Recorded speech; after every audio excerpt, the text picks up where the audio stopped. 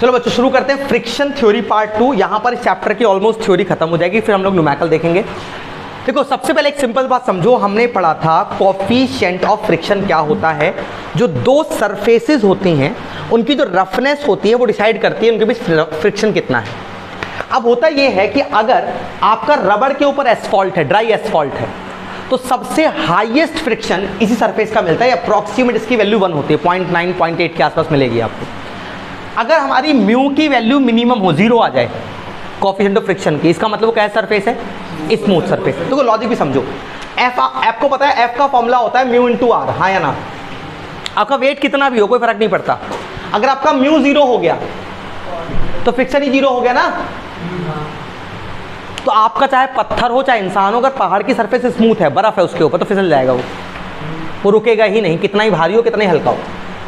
अगला मुझे याद है एक बार जब मैं घूमने गया था कश्मीर एक बार, तो वो कश्मीर में एक वहाँ पर है, वो लोग क्या करते हैं आपको ट्रॉली सी में खींचते हैं, ठीक है। तो वहाँ एक ऐसा रहता है कि आप एक बंदा होता है, उस बंदे को ट्रॉली में बिठाता है और उसको रस्सी से खींचता है बर्फ़ के ऊपर से नीचे लेके आता है। तो उसमें मेहनत बहुत नहीं लगती, मतलब मेरे को लगता था यार बहुत मेहनत करते होंगे, बट मैंने जब उसको थोड़ा कैलकुलेट किया तो है कि एक्चुअली इंक्लाइन पहाड़ है, बहुत इंक्लाइन भी नहीं है, हालांकि बहुत इंक्लाइन बट इंक्लाइन है काफ़ी। ऐसा नहीं कि बिजली में मेहनत तो नहीं होगी, काम तो करना ही पड़ेगा, अपने आप फिसल के नहीं थोड़ी आएगा नीचे। तो वो क्या करें, खींचते हैं ना उसको, तो क्योंकि वो इंक्लाइंड है और वहाँ अप्रॉक्सीमेट सरफेसिस के भी जो फ्रिक्शन है बहुत कम है वो, और प्लस इंक्लाइंड की वजह से वेट नीचे एक्ट कर रहा है, तो वो ऑटोमेटिक बंदा नीचे आता है। जितनी मेहनत आप नॉर्मल सरफेस पे करोगे, इंक्लाइन पे वो वर्क आपका कम हो जाता है। खैर अगर इसकी वैल्यू 1 आ गई तो मैक्सिमम फ्रिक्शन है, बहुत ज़्यादा रफ सरफेस है, जैसे रेगमाल अगर आपस में रगड़ो आप, इतना फ्रिक्शन होगा कि हीट बन जाएगी, ठीक। दूसरी बात, कोएफिशिएंट ऑफ फ्रिक्शन की बात करते हैं। देखा आपने जनरल लिखा होगा, अगर आपके ड्राई हेयर है, गर्ल्स को ज़रा पता होगा, ड्राई हेयर में आप कंगा मारो तो फ्रिक्शन ज़्यादा होता है, तो कंगा लगता नहीं है, तो क्या होता है, कुछ इलेक्ट्रॉन ट्रांसफ़र हो जाते हैं कंगे के ऊपर, तो ज़्यादा कंगा मारने से। अब वो इलेक्ट्रॉन ट्रांसफ़र हो गए तो चार्ज कहाँ बालों से चला गया, तो बाल हो गए पॉजिटिव, और आपके कंगे पे इलेक्ट्रॉन्स आ गए, वो क्या हो गया नेगेटिव, तो कंगा अट्रैक्ट करेगा बालों को। ये देखा होगा आप लोगों ने अक्सर जो ड्राई हेयर्स कट करते हैं, तब वहाँ फ्रिक्शन की वजह से, ड्राई फ्रिक्शन की वजह से। अब आगे आता है कोएफिशिएंट ऑफ फ्रिक्शन, ऑलरेडी हम लोग पढ़ चुके हैं, एफ आर अपॉन आर होता है, बट अगर एग्जाम में पूछा जाए तो limiting friction divided by normal reaction. ये तो मैंने ऑलरेडी पढ़ा दिया था, ज़्यादा नहीं बताऊंगा। अब समझो एंगल ऑफ फ्रिक्शन क्या होता है। इस अंग्रेजी को पढ़ने से पहले छोटी सी बात देखो इस डायग्राम के साथ। इस डायग्राम मैंने क्या बनाया, एक ऑब्जेक्ट बनाया, उस ऑब्जेक्ट को एक सरफेस पे रखा, उस पर आगे एक पुल लगाया, पुल लगाने के बाद उसके अपोजिट डायरेक्शन में क्या लगेगा, एक फ्रिक्शन फोर्स लगेगी। फ्रिक्शन फोर्स में यहाँ पर कुछ मिटा के बनाता हूँ कुछ चीज़ें ताकि थोड़ा और क्लियर हो जाए। और इसके बाद क्या हुआ, जब मैंने इसमें पुल लगाया, पुल लगाने के बाद नीचे वेट है, ऊपर की तरफ क्या हो गया, नॉर्मल रिएक्शन, ठीक है। और हम लोग पैरेललोग्राम थ्योरम पढ़ के आए हैं, अरे पढ़ के याद है, नहीं तो पढ़ लेना। पैरेललोग्राम थ्योरम में क्या करेंगे, हम रिजल्टेंट निकालते थे किसी भी दो फोर्सेस के बीच का। तो हमने क्या किया, इस रिएक्शन फोर्स और फ्रिक्शन फोर्स के बीच का पैरेललोग्राम बनाया। इनका क्या निकालने वाले हैं हम लोग, रिजल्टेंट। तो रिजल्टेंट में क्या हुआ, तो पैरेललोग्राम बनाया ऐसे करके, ये बना रिजल्टेंट, ये इनका रिजल्टेंट। मुझे एक बार बताओ कि रिजल्टेंट किस किस के बीच का है, रिजल्टेंट किस किस फोर्स के बीच का है, normal reaction and force of friction, ये रिजल्टेंट है। इस रिजल्टेंट और नॉर्मल रिएक्शन के बीच जो एंगल बनेगा वो एंगल ऑफ फ्रिक्शन होगा। बात समझ आई। इस नॉर्मल रिएक्शन और रिजल्टेंट के बीच जो एंगल बनेगा वो एंगल ऑफ फ्रिक्शन होगा। अब मुद्दा ये है, कई बच्चे पूछते हैं कि एंगल ऑफ फ्रिक्शन तो फ्रिक्शन के साथ होना चाहिए, अरे हाँ या ना, ऐसा नहीं होता, रीजन बताऊंगा। तो एंगल ऑफ फ्रिक्शन जो है, अगर आप पूछो किसके बीच है, तो आप बोलेंगे angle of friction is the angle between normal reaction and the resultant of force of friction and normal reaction. अब नॉर्मल रिएक्शन 2 बार शब्द आ गया, 2 बार शब्द क्यों आया, क्योंकि एक बार तो रिजल्टेंट के लिए आया, एक बार खुद अपने लिए आया। तो यहां पर क्या लिखा है, it is defined as the angle between resultant of किस के बीच का, resultant of normal reaction and force of friction, उनका रिजल्टेंट विद किसके साथ, विद नॉर्मल रिएक्शन। डेफिनेशन समझ आई कि नहीं आई, कि 2 बार नॉर्मल रिएक्शन क्यों लिखा, क्योंकि एक बार रिजल्टेंट के लिए लिखा, एक बार खुद के लिए लिखा। बच्चों एक बात बताओ, अगर आपका, ध्यान सुनना मेरी बात को, अगर आपके पास दो फोर्स है, मान लेते हैं हम लोग फोर्स ऑफ फ्रिक्शन हो गई ज़्यादा हो गई और नॉर्मल रिएक्शन क्या हुई, कम हो गई। अब मैं इसका पैरेललोग्राम बनाता हूँ, बनाया मैंने पैरेललोग्राम, ऑब्वियसली बात है ऐसे ही बनेगा, कुछ ऐसे तो बनेगा। और यहाँ मैंने एंगल बनाया ऐसे करके, तो आपको लगता नहीं लाइन थोड़ी डिक्लाइन हो जाएगी नीचे की तरफ? नहीं बात समझ आई? नहीं समझ आई दोबारा पूछो। नहीं समझ आया? पैरेललोग्राम बनाना आता है? लॉजिक समझो, दोबारा कोई बात, दोबारा समझो। यहाँ बनाए तो मान लीजिए आपके पास ये एक ऑब्जेक्ट है और इस वाले केस में इसकी रफनेस ज़्यादा है तो फ्रिक्शन की वैल्यू ज़्यादा आ गई। आपको बताता है फोर्स में एरो की लंबाई बढ़ा दो उसका मैग्नीट्यूड बढ़ जाता है, एरो की लंबाई घटा दो तो मैग्नीट्यूड कम हो जाता है, और एरो का जो हेड डायरेक्शन दिखाता है। तो लंबाई बढ़ा दी मैंने फ्रिक्शन फोर्स की, फ्रिक्शन फोर्स है और इसका वेट कम है तो नॉर्मल रिएक्शन क्या हो गई, कम। अब मैंने पैरेललोग्राम बनाया, इसके पैरेलल लाइन खींची, इसके पैरेलल लाइन खींची और यहाँ पर बना दिया ऐसे करके। अब बताओ ये वाला जो एंगल है, ये जो एंगल है ज़्यादा हो जाएगा कम हो जाएगा? ज़्यादा हो गया। ये एंगल ज़्यादा हुआ, क्यों ज़्यादा हुआ? क्योंकि फ्रिक्शन की वैल्यू ज़्यादा थी। अगर हम इसको फ्रिक्शन का एंगल लेते तो इसकी वैल्यू कम हो जाती है, फ्रिक्शन बढ़ जाता। तो हमारा इससे फ्रिक्शन का डायरेक्ट रिलेशन आ गया। इसका मतलब if phi increase that means friction increase. नहीं बात समझ आई? अगर बोलो एंगल ऑफ फ्रिक्शन 30 से 45 हो गया तो वैल्यू बढ़ी या कम हुई? बढ़ गई। अब इसको अंडरस्टैंड करने के लिए हमने क्या किया, इस वाले ट्राइंगल को लिया, इस वाले ट्राइंगल को सिर्फ। बच्चों इस ट्राइंगल के अंदर देखो, एक लाइन ये है, ये वाली लाइन रही रिजल्टेंट वाली, एक लाइन ये है, ये किसकी रही, नॉर्मल रिएक्शन की, और जो ये लाइन है किसके पैरेलल है, इसके पैरेलल है। अरे हाँ या ना, ये किसके पैरेलल है, फ्रिक्शन फोर्स के पैरेलल है। तो ये क्या आ गया, फ्रिक्शन फोर्स। अभी ट्राइंगल बन गया।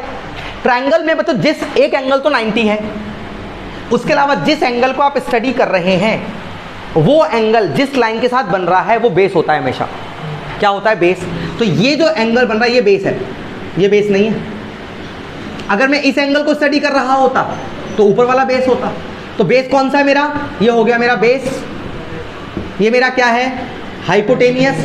ये मेरा क्या है, परपेंडिकुलर। ये ऐसे परपेंडिकुलर को ऐसे देता है, परपेंडिकुलर।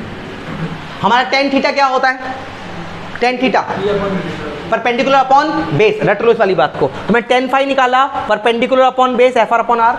हम पढ़ के आए हैं एफ आर अपॉन आर क्या होता है, म्यू होता है। तो फाइनली में लिखा एफ आर टेन फाई बराबर एफ आर अपॉन आर भी और म्यू भी है। तो कल को अगर आपको बाई चांस फाई की वैल्यू दे दे और पूछे कोफिशिएंट ऑफ फ्रिक्शन कितना है तो निकाल लोगे। मैंने बोला फाई 30 डिग्री है, फाई कितना है, what is the angle of friction, वो एंगल कोफिशिएंट ऑफ फ्रिक्शन 10 30 निकाल लो, आंसर आ जाएगा। नहीं बात क्लियर हुई? बॉडी का वेट दे दे, बॉडी का वेट दे दे, एंगल ऑफ फ्रिक्शन दे दे, फ्रिक्शन फोर्स निकाल लो कितनी आएगी। नहीं बात समझ आ रही है? बहुत बढ़िया। अब इसके बाद बच्चों अगला आता है जिसको बोलते हैं एंगल ऑफ रिपोज। न्यूमेरिकल क्यों नहीं होते पता है, कॉन्सेप्ट क्लियर नहीं होता, पता ही चल रहा है एंगल ऑफ फ्रिक्शन है क्या। अब वहाँ ढूंढते फिर रहे हैं न्यूमेरिकल के अंदर, बिना थ्योरी ठीक से पढ़े हम न्यूमेरिकल करने जाते हैं तो हम आधी तैयारी हमारी होती नहीं है। अब आपको क्लियर है कि एंगल ऑफ फ्रिक्शन कैसे निकालते हैं, क्या होता है, किसके बराबर होता है, अब निकाल लोगे। अब वापस आते हैं एंगल ऑफ रिपोज क्या होता है, अंडरस्टैंड करते हैं।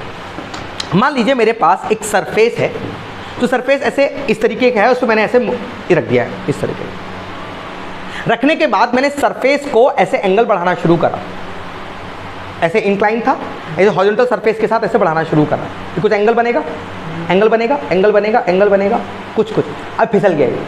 वो मैक्सिमम एंगल जिस पर कोई चीज़ फिसलना शुरू हो जाए, स्टार्ट टू स्लाइड, उस मैक्सिमम एंगल को क्या बोलते हैं, मिनिमम क्यों नहीं बोल रहे, क्योंकि मिनिमम तो लो अब भी नहीं फिसल ली, अब भी मैक्सिमम कितने फिसल जाएगी, इतने पे। इसके बाद तो कितने कर लो फिसलेगी वो, लेकिन जो एंगल पे से फिसलना शुरू हो जाए, स्टार्ट हो जाए, उस एंगल को क्या बोलते हैं, angle of repose. It is the maximum angle of inclination, inclination बोलते हैं ढलान को, ठीक है, of plane which body is in equilibrium. अच्छा एक बात और थी, फिर इसको फिसलना शुरू हो जाए या होने से जस्ट पहले, जैसे एग्जांपल के लिए यहाँ पर रखा मैंने, मुझे समझ आया अगर मैं इसको 30 डिग्री पे ले गया तो फिसलने लगा मेरे लिए, 29 पे है, इक्विलिब्रियम पे है, मतलब लगने वाली नीचे फोर्स और फ्रिक्शन क्या हो गया, बैलेंस हो गया, तो मेरे लिए 30 डिग्री नहीं 29 डिग्री क्या हो जाएगा, एंगल ऑफ रिपोज हो जाएगा। ठीक है, आप इसको दूसरी भाषा में लिख सकते हैं, the angle at which body is at which body is start to slide, body is begin to slide, ज़्यादा बेटर शब्द रहेगा, begin to start to slide लिख दो, कोई दिक्कत नहीं, start to slide, slide SLIDE। अब यहां देखो, थोड़ा अंडरस्टैंड करो। तो हमने क्या किया, मैं इस वाले डायग्राम को जानबूझ के दोबारा बना रहा हूं, थोड़ा सा यही डायग्राम समझना है कि न्यूमेरिकल्स में भी काम आएगा। इंक्लाइंड प्लेन का डायग्राम कैसे बनाया जाता है, देखो जरा एक बार। इंक्लाइंड प्लेन के लिए डायग्राम को अंडरस्टैंड करने के लिए देखो, सबसे पहले एक हॉरिजॉन्टल लाइन खींची, जो भी हॉरिजॉन्टल लाइन खींचेंगे आप वो फिक्स होगी, सरफेस होगी। उसके बाद उस पर एक इंक्लाइन, किसी पर्टिकुलर एंगल पे कोई लाइन खींचेंगे, इंक्लिनेशन की लाइन। फॉर एग्जांपल हमने यहाँ से खींची ऐसे करके ये, और इसका जो इंक्लिनेशन का एंगल है वो अल्फा है, और हमारे लिए फिलहाल alpha he angle of repose है। अगर इस एंगल पे बॉडी नीचे नहीं आएगी, लेकिन अगर आपने हल्का से ज़्यादा कर दिया इस पर तो वो नीचे आ जाएगी। ये मैक्सिमम एंगल है, इससे बढ़ाया तो बॉडी रुकेगी नहीं, ठीक है। इससे कम पे कितने में भी रुकेगी। अच्छा, अब आपने क्या किया, यहाँ एक ऑब्जेक्ट बनाया ऐसे करके, इस तरीके से, और बच्चों इसका जो प्लेन है वो ये परपेंडिकुलर लाइन आई ऐसे करके, और एक यहाँ पर इसके सेंटर से वेट कहाँ ऐड करेगा, नीचे की तरफ। वेट हमेशा परपेंडिकुलर डाउनवर्ड होता है सरफेस के, और इसके यहाँ पर एक लाइन और बनाई ताकि एक्सिस बना लिए। और बच्चों ध्यान रखना, रट लेना इस वाली बात को, वरना ज्योमेट्री से प्रूफ हो जाता है। ये वाला एंगल भी अल्फा होता है और ये वाला एंगल भी अल्फा होता है, बस। क्यों होता है, कैसे, टाइम खराब करने की जरूरत नहीं है। ये वाला जो एंगल आया, सॉरी, ये वाली जो फोर्स आई, इस W का कंपोनेंट ब्रेक करूंगा, एक कंपोनेंट यहाँ ब्रेक होगा, ये कौन सा होगा, W कॉस अल्फा, एक यहाँ ब्रेक होगा W साइन अल्फा, और जो W कॉस अल्फा है, देखो इंक्लाइंड सरफेस को ये पुश कर रहा है नीचे, तो इंक्लाइंड सरफेस को ऊपर की तरफ रिएक्शन देगी, तो सरफेस पे रिएक्शन जो आएगी वो इंक्लाइंड ही आएगी, रिएक्शन R। यहां समझने के बाद हमें क्या समझ आया, अगर आपने ये बॉडी नीचे क्यों फिसल रही थी, जब आप इस बॉडी को ऐसे लेके गए ना, इसका जो वेट है वो नीचे लेके आ रहा है, इसको वेट नीचे लेके आ रहा है। लेकिन अगर इक्विलिब्रियम में है तो किसी ने रोका तो होगा ना इसको। वेट का जो साइन कंपोनेंट है वो उसे नीचे लाना चाहता है, वेट का कॉस कंपोनेंट रहता है तो सरफेस पे ही रहे। लेकिन अगर वेट का कंपोनेंट नीचे नहीं ला पा रहा है, इसका मतलब कौन सी चीज को रोक रही है, वो है फ्रिक्शन। नहीं बात समझ आई, फ्रिक्शन बोल रही है मेरी इतनी कैपेसिटी है कि मैं इसको इस एंगल पे रोक सकती हूँ। क्लियर हुआ कि नहीं हुआ। नाउ अभी आपने क्या किया, अब आप इस डायग्राम को देखो तो W cos अल्फा किसके बराबर हो गया, नॉर्मल रिएक्शन के। फ्रिक्शन किसके बराबर हो गया, W sin अल्फा के।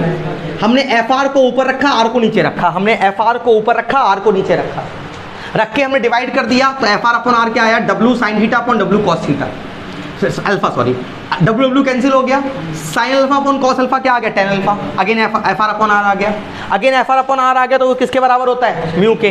तो म्यू बराबर आ गया FR अपॉन R बराबर tan alpha. Alpha is angle of repose. अब हमने अगर देखूं तो इस वाली इक्वेशन को तीसरी इक्वेशन है, इनको सबको बराबर रखूं तो म्यू बराबर FR अपॉन R बराबर टेन फाई बराबर tan alpha. Phi is angle of friction, alpha is angle of repose, जब तक वो फिसलना शुरू करे। अब होता यह है कि इस पूरे की दो एप्लीकेशन पढ़ते हैं हम लोगों ने, इतना फालतू चीज़ पढ़ी, इसकी एप्लीकेशन कहाँ है। तो पहले मुझे क्वेश्चन का आंसर देंगे आप लोग। मान लीजिए अपना आप घर खाली कर रहे हैं, आपको कहीं शिफ्ट होना है, कहीं और जाना है, तो आपने मतलब अभी आप 2 BHK में थे, आपने कहीं अच्छी कोठी ले ली। अब 2 BHK था, आपका 3rd फ्लोर पे था। अब 3rd फ्लोर पे था तो आपने सामान चढ़ा तो लिया, अब सामान उतारना भी है। अब जीना छोटा है, बेड जा नहीं पा रहा, तो आप क्या करते हैं, रस्सी से बांध के बेड नीचे लटका देते हैं। लिफ्ट केस में भी होता है, पढ़ाऊंगा लिफ्ट केस में आपको। तो आपने जब इसको नीचे लटका दिया, अब जो रस्सी है, बेड 1st फ्लोर तक आ चुका है, आप 3rd फ्लोर से लटका के बैठे हैं उसे। इमेजिन करो आप जो रस्सी है उसे फोर्स कहाँ लगा रहे हो, नीचे या ऊपर। सोचो रस्सी पे फोर्स कहाँ लगा रहे हो, अपनी तरफ लगा रहे हो, नीचे लगा रहे हो। आप मतलब बेड को कहाँ खींचना चाह रहे हो, ऊपर, पर धीरे छोड़ रहे हो उसको। आपकी फोर्स एक्चुअली कहाँ लग रही है, ऊपर, पर बेड का मोशन कहाँ है, नीचे। फ्रिक्शन कहाँ लगेगा, जिधर आप फोर्स लगा रहे हो। फ्रिक्शन तो अपोजिट डायरेक्शन में होता है, फ्रिक्शन आपके हाथ में लगेगा। नहीं बात समझ आई। हमने वही केस, अब हमसे पूछा गया कि अगर कोई बॉडी इंक्लाइंड प्लेन पे है और मान लो बहुत भारी बक्सा है, हम उसे नीचे लाना चाहते हैं लेकिन टूट ना जाए, ऐसे में टूट जाए। तो हम उस पर कितनी फोर्स लगाएं कि वो इक्विलिब्रियम पे आ जाए। तो उसका जो वेट का कंपोनेंट होगा, भारी बक्सा है, वो उसे नीचे लाने की कोशिश करेगा, तो फ्रिक्शन कहाँ लगेगा? ऊपर। लेकिन फ्रिक्शन रोक नहीं पा रहा, भारी बहुत है ना, फ्रिक्शन होगा, तो हम फोर्स का लगाएंगे ऊपर, उसे ऊपर पकड़ रखेंगे और छोड़ते रहेंगे धीरे धीरे करके, ऐसे करके। तो हमने क्या किया, फोर्स भी ऊपर लगाई, लेकिन वेट का कंपोनेंट ज्यादा है, तो बॉडी आ कहाँ रही है? नीचे। तो फ्रिक्शन कहाँ लगेगा? ऊपर। तो हमारा फ्रिक्शन और हमारा फोर्स मिलकर उस बॉडी को इक्विलिब्रियम में ले आया। नहीं बात समझ आई? पहले तो खाली फ्रिक्शन ही उसे इक्विलिब्रियम में ला रहा था, अब हम फ्रिक्शन के अलावा मिनिमम कितनी फोर्स लगाएं कि बॉडी किस में आ जाए? इक्विलिब्रियम में आ जाए। तो हमने कहा पी फोर्स लगा दो। अब ये पी फोर्स कैलकुलेट, कोई बात बताओ, ज्यादा फोर्स मतलब ज्यादा एफर्ट, ज्यादा पैसा, हम पैसा क्यों बिना मतलब खर्च करें? तो सिंपल है, minimum force required to maintain equilibrium on inclined plane. तो उसका फॉर्मूला निकल के आता है P बराबर W साइन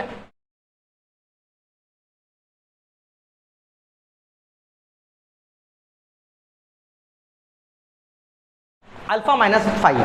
अल्फा तो हमें समझ आता है इंक्लिनेशन का एंगल है, भाई पहाड़ या कोई भी चीज कितने एंगल पे है। अल्फा फाइव कहां से आएगा बच्चों? आपको भी कुछ देर पहले बताया, दोबारा फिर सुनो। ये क्या है? Normal reaction. बहुत बढ़िया, ये तो 2 मिनट हटा रहा हूं मैं अभी। ये क्या है? फ्रिक्शन, हाँ या ना? इन दोनों का बनाओ पैरेललोग्राम। अरे बनाया।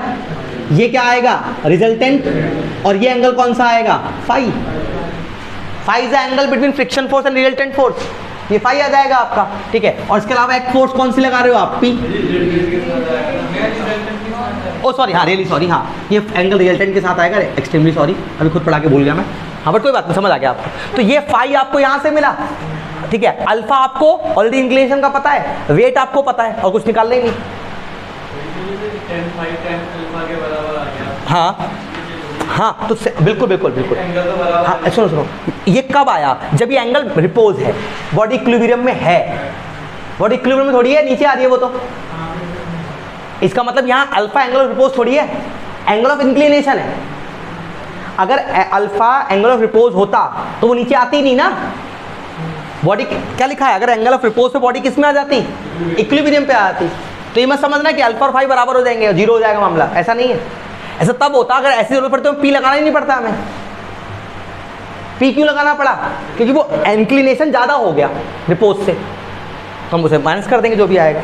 अगर अब सोचो, ये तो रोकना आसान है, लेकिन सोचो बॉडी नीचे जा रही है और तुम उसे ऊपर खींचना चाहते हो। बेड उतारना आसान है, खींचने में 3 लोग लगते हैं। तो क्या होगा? जब नीचे जाएगा तो माइनस, एफर्ट कम लगाना पड़ रहा है। अगर ऊपर खींचना पड़ रहा है तो आप उसे ऊपर खींच रहे हो तो फ्रिक्शन नीचे भाग रहा है, क्योंकि मोशन ऊपर की तरफ है इस बार, तो फ्रिक्शन नीचे लगेगा। एक तो फ्रिक्शन को अपोज करना है पहले, खुरदुरी सरफेस है बहुत ज़्यादा, प्लस उसके वेट को भी अपोज करना है, और दोनों से ज़्यादा फोर्स लगानी पड़ेगी तब बॉडी ऊपर आएगी। अभी तो थोड़ा इक्विलिब्रियम पे है, मिनिमम इतनी फोर्स लगाओगे तो इक्विलिब्रियम पे आ गई। इससे 0.1 लगाओगे तो बॉडी कहाँ जाएगी? इससे अगर 0.1 भी फोर्स ज़्यादा लगा दी तो बॉडी कहाँ जाएगी? ऊपर आ जाएगी। मिनिमम तो इतनी लगानी पड़ेगी ना। हम मिनिमम की कैलकुलेशन कर लेते हैं, बस कुछ नहीं, यहाँ प्लस कर देना। प्लस कर दे, ज़्यादा हो गया कम हो गया? एंगल बढ़ गया ना। और साइन में जब एंगल बढ़ाते हो ना तो वैल्यू बढ़ती है। साइन 0 से 1 भागता है, मतलब मिनिमम वैल्यू 0, मैक्सिमम वैल्यू 1, तो साइन इंक्रीजिंग फंक्शन है, तो एंगल बढ़ा, साइन की वैल्यू बढ़ जाएगी। यहाँ पर क्लियर होता है कि नहीं होता? समझ आया? ठीक है। थ्योरी में आपका इतना ही है, इसका थ्योरी चैप्टर में नहीं है, और इस चैप्टर में फालतू चीज़ पढ़ने की आवश्यकता है। लेडर फ्रिक्शन है, वेज फ्रिक्शन है, स्क्रू फ्रिक्शन है, वो सब नहीं पढ़ना, वो सब छोड़ देना। ठीक है, चलिए बंद करते हैं।